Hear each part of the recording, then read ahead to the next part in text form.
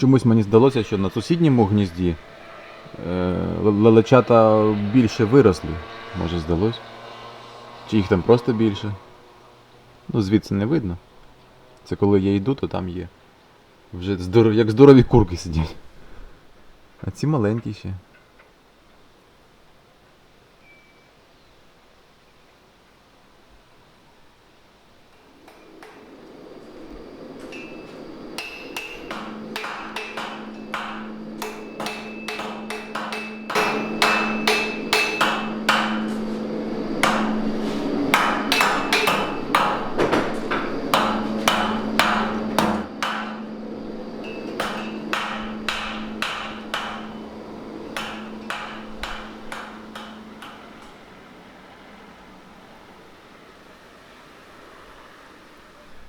Занесла до мене якось нелегка доля двох айтішників, які дуже хотіли щось пакувати. Ну я сказав хлопцям, що дивіться, пакувати ми можемо ось такі штуки для хлопців.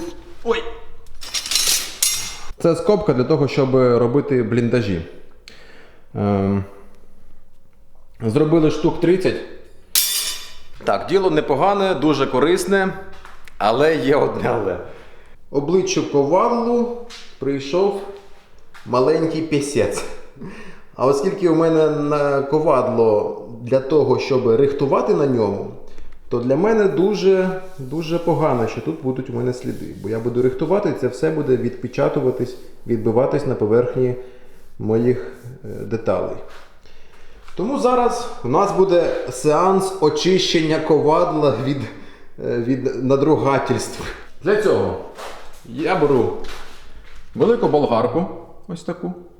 Спочатку я зачищу всю поверхню таким звичайним кругом кам'яним, а потім я буду ще дорівнювати ось такою чашкою. Спеціально, щоб рівняти поверхню.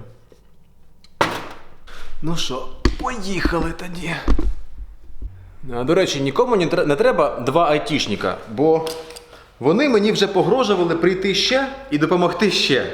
Я вже в паніці чекаю того часу, коли моє ковадло знову роздовбають. Так, одягаємо фільтр на об'єктив, щоб не попортити лінзи. Оп. Бачите, фільтр завжди зі мною. Отут в кармашечку. Також, оскільки я буду пиляти в закритому приміщенні, то тут буде пильно. Тому вдягаємо респіратор. І також навушники. Я завжди працюю в навушниках. Я думаю, це і так видно по відео.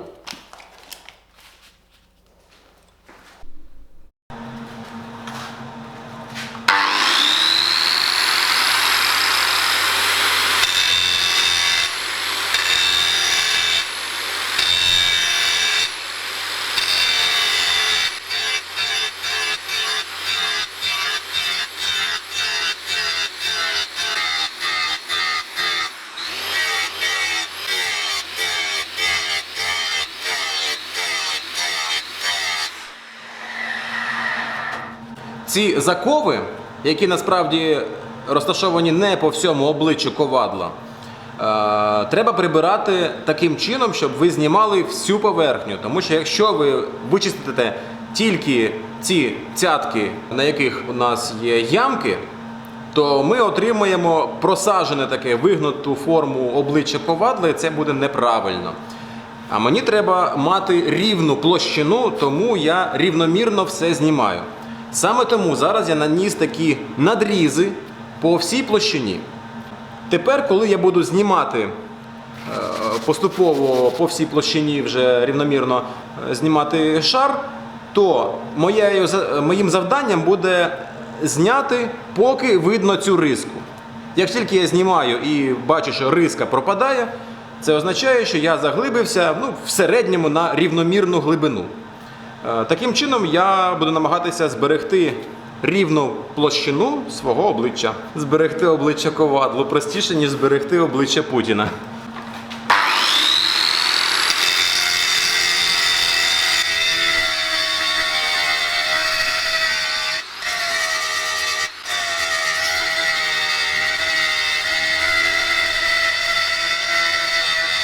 Так, поверхню я зняв. Залишились невеличкі такі заглиблення. Я думаю, що вони у нас пропадуть, коли чашкою зараз шліфану. Ось ця чашечка.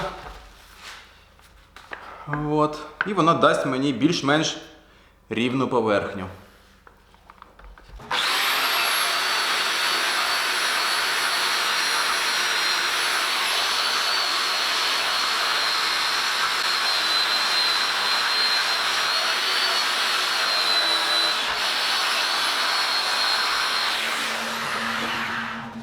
Так, поверхня рівненька. Зараз я її ще наждачкою шліфану і готово. Так, я спочатку пробіжусь ось таким пелюстковим кругом. Зернистість у нього 60, а після нього ось такою липучкою. О, гаряча наковальня. Ось ця липучечка, вона дасть рівненьку поверхню, бо після ось такого круга будуть маленькі такі, як хвильки на поверхні залишаться. А ось це все зарівняє. Ну, зараз подивитесь.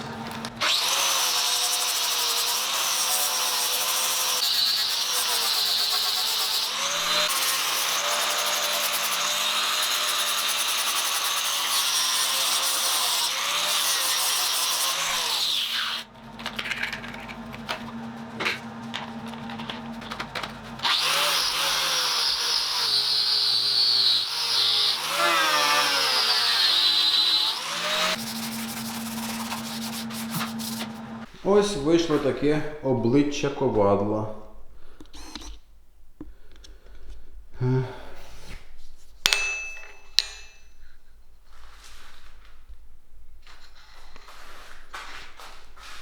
Звичайно, це не ідеально. Це не якоюсь фрізою пройтися і зробити прям от чисту площину. Але для того, щоб робити якісь паковки, цього за головою хватає.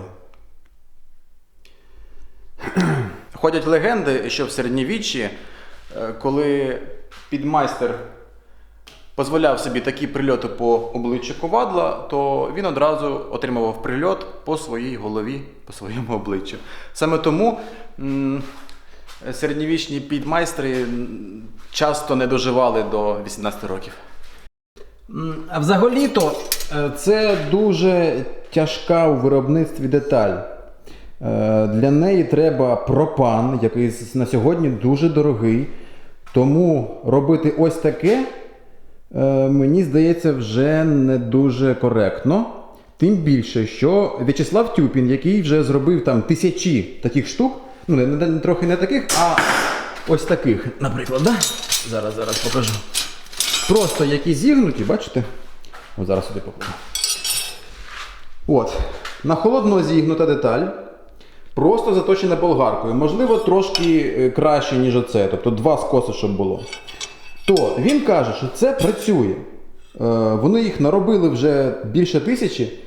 І отак от паритись реально не треба. Бо, дивіться, ми там за день в общем-то, зробили штук 30. А їх треба реально 1000.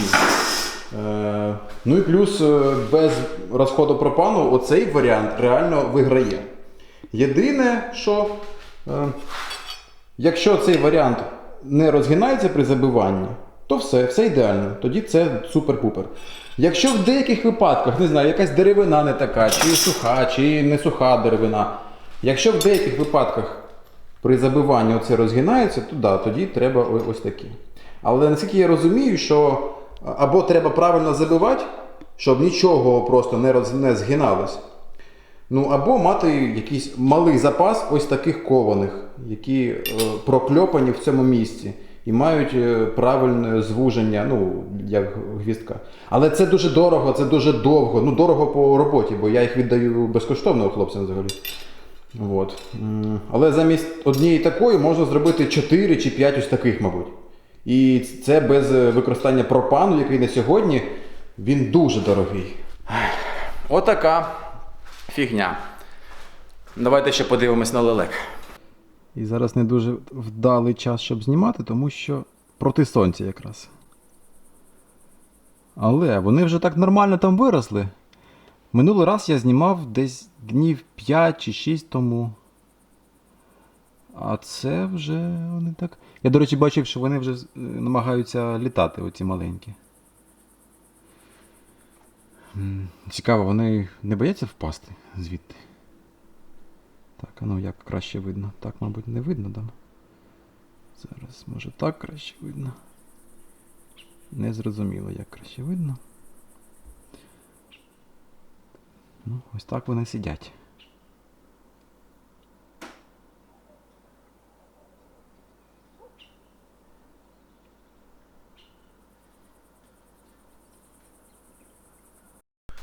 Так, а ось тут у мене. Хоп. Нагрудник мандалорця, який я вже майже доробив.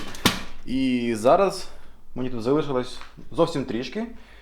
І я вже повним ходом прописую текст, починаю начитувати і робити англійську. Тобто, я думаю, що до вихідних або на цих вихідних вже вийде нове відео на основному каналі. Отож, підписуйтесь, щоб не пропустити. Всім пока!